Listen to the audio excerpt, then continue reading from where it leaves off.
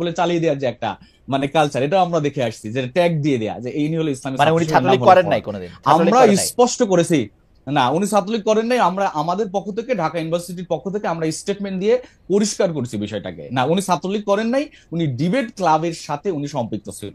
আর যে S M ফরহাদের কথা বলা হচ্ছে এটা হলো অন্য এস এম ফরহাদ, সেটাও ক্লিয়ার করা হয়েছে, ওকে, সেটাও সোশ্যাল মিডিয়াতে আসছে। ওকে। কাজে যেটা ক্লিয়ার। এখানে আরেকটা বিষয় আমার একটু বাকি ছিল, আপনি বলেছিলেন যে আপনার আচ্ছা, প্রশ্নের লাস্ট মাধ্যমে লাস্ট এটা লাস্ট মনে এই হলো প্রসঙ্গে যে এই প্রসঙ্গে সমন্বয়ক লাস্ট দ্বারা এই প্রসঙ্গে লাস্ট এই প্রসঙ্গে হ্যাঁ। লাস্ট এই যে ইসলামী ছাত্র শিবিরের সভাপতি জনাব সাদিক কায়েম, যিনি আসলে সমন্বয়কদের একজন ছিলেন, তিনি তো তিনি তো আর ইসলামী ছাত্র শিবিরের পরিচয়ে সমন্বয়ক ছিলেন না, তারকে আরেকটা পরিচয় নেওয়া হয়েছিল, তাই না? ব্যাপারটা কি এরকম? মানে বুঝি নাই, মানে সমন্বয়ক হিসেবে সমন্বয়কের ক্ষেত্রে আমরা স্পষ্ট করতে পারি যে আমাদের অনেক জনশক্তি আন্দোলনে ছিল, সরাসরি আন্দোলনে ছিল, এবং এই আন্দোলনে আমি মনে করি যে এই আন্দোলনের অন্যতম স্টেক হোল্ডার হিসেবে ইসলামী ছাত্র শিবির ভূমিকা পালন করেছে।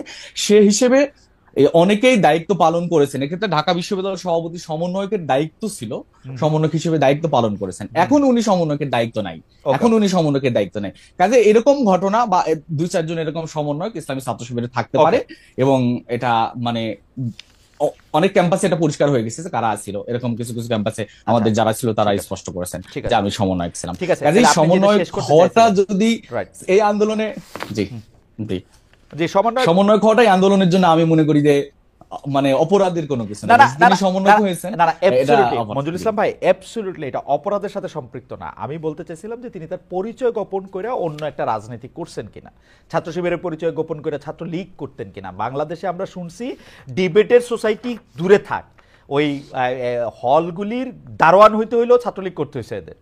ডিবেটের সোসাইটি তো ছাত্রলীগ না করে করতে পারবে না, মানে আমরা যত 15 বছরে আমরা যত জানি আর কি, সেইটা উনারা দলের সিদ্ধান্তে করছে না ব্যক্তিগত সিদ্ধান্তে করছে, সেটা ছিল হচ্ছে প্রশ্ন। না, এখানে আপনি যেটা প্রশ্ন করেছেন কোনোটাই ঠিক না আর কি, দলেরও সিদ্ধান্ত ছিল না, তার ব্যক্তিগত সিদ্ধান্ত ছিল না, তাই ছাত্রলীগের সাথে সম্পৃক্তও ছিল না।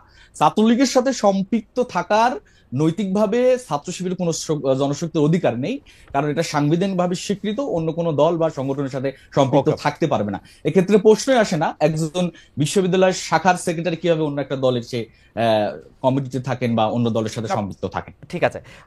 আপনি যে প্রসঙ্গটা শেষ করতে চাইছিলেন সেটা একটু শেষ করেন। আমি একটু দর্শকদের কাছে জানতে চাইছিলাম যে অন্তর্বর্তী সরকার শিক্ষা প্রতিষ্ঠানের স্বাভাবিক পরিবেশ ফেরাতে